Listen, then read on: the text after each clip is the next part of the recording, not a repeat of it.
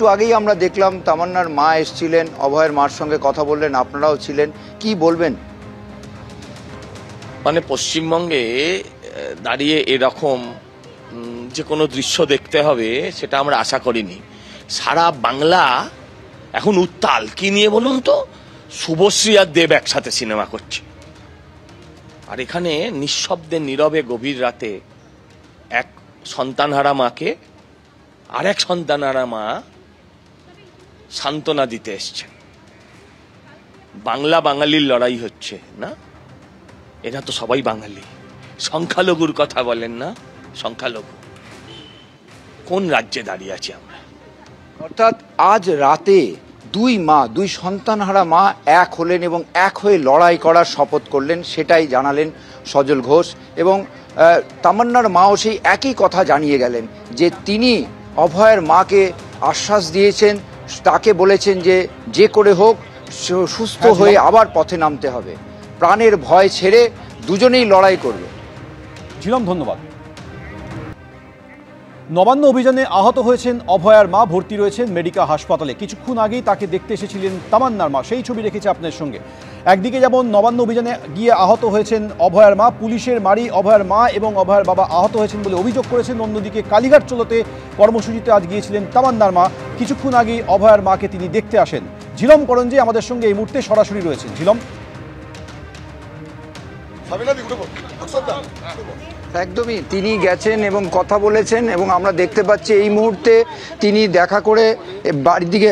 আপনি দেখা করলেন যে ওনার মাকে, অভয়ের মাকে, কি বললেন? বললাম যে কথা বলার মতো পরিস্থিতি ছিল না, তারপরেও উনি তো কথা বলেননি।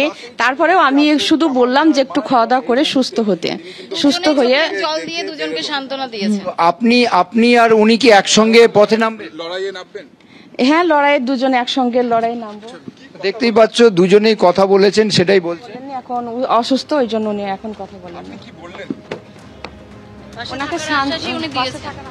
মোটের ওপর তামান্নার মা তিনি এসেছিলেন যে মা আরেক মায়ের সঙ্গে কথা বলতে, এবং তিনি যেটা জানিয়েছেন যে মনোবল দিয়ে তিনি যাতে সুস্থ হন, শির দ্বারা শক্ত করে ফের লড়াইয়ের ময়দানে নামতে পারেন। আজকে এসেছিলেন, কিছুক্ষণ আগে ইমার্জেন্সিতে কথা বলে গেছেন এবং আমরা দেখতে পাচ্ছি যে কথা বলার পর তিনি তার বাড়ির দিকে রওনা দিচ্ছেন। এবং এখানে এসে একটাই কথা তারা বলেছেন যে দুই মা তাদের যে চলে গেছে, সন্তানের যে হারা হয়েছেন, সন্তান হারার পর দুজনেই লড়াই করার শপথ নিয়েছেন এবং সেটাই তামান্নার মা বললেন। এবং তিনি এটাও স্পষ্ট করলেন যে আগামী দিনে তিনি তার যে প্রাণের ভয়, সেই প্রাণের ভয় ত্যাগ করে লড়াই চালিয়ে যাবেন, তেমনটাই বললেন। এবং আমরা দেখতে পাচ্ছি তারা আর এখান থেকে রওনা দেবেন। ঝিলম, তুমি আমাদের সঙ্গে থাকো। অভয়ার মাকে দেখতে এসেছিলেন মেডিকেল হাসপাতালে তামান্নার মা। একদিকে অভয়ার মা আজ নবান্ন অভিযানে গিয়ে পুলিশের মারে আহত হয়েছেন বলে অভিযোগ করেছেন, অভয়ার বাবাও আহত হয়েছেন বলে অভিযোগ করেন। অন্যদিকে কালীঘাট চলে গিয়ে তামান্নার মা কালীঘাট চলো কর্মসূচিতে অংশ নিয়েছিলেন। কিছুক্ষণ আগে অভয়ার মাকে দেখতে এসেছিলেন তামান্নার মা।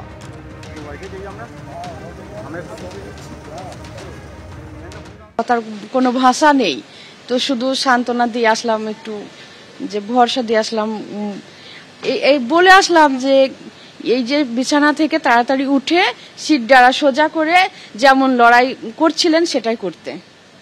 আর আজকে মেয়েরে যে বিছানায় শুয়ে দিয়েছে ভয়ে আর উঠবে না, এটা না করে আবার বিছানা থেকে ওষুধ খেয়ে খাবার খেয়ে সুস্থ হয়ে সিট দ্বারা সোজা করে উঠে আবার আন্দোলন করতে, রাস্তায় রাস্তায় হাঁটতে। হয়তো জীবন চলে যাবে, মেয়েরা চলে যায়, মায়েরা থেকে কি করবে? তো চলে যাবে, তবুও যেন বিচারের শেষ দিন পর্যন্ত লড়ে যেতে হবে। না, ওনার কথা বলার মতো পরিস্থিতি নেই, উনি কান্নাই করছিলেন। আন্দোলন চলবে, আন্দোলন থামবে না। যতদিন উনি ওনার মেয়ের বিচার না পাচ্ছে ততদিন উনি আন্দোলন চালাবে। আমি যতদিন না পাচ্ছি আমি আন্দোলন চালিয়ে যাব। সেই ভয়ে আমি ভয় পরোয়া করব না। আমার পিছন ফিরে তাকানোর কেউ নেই, আমার হারানোর কিছু নেই।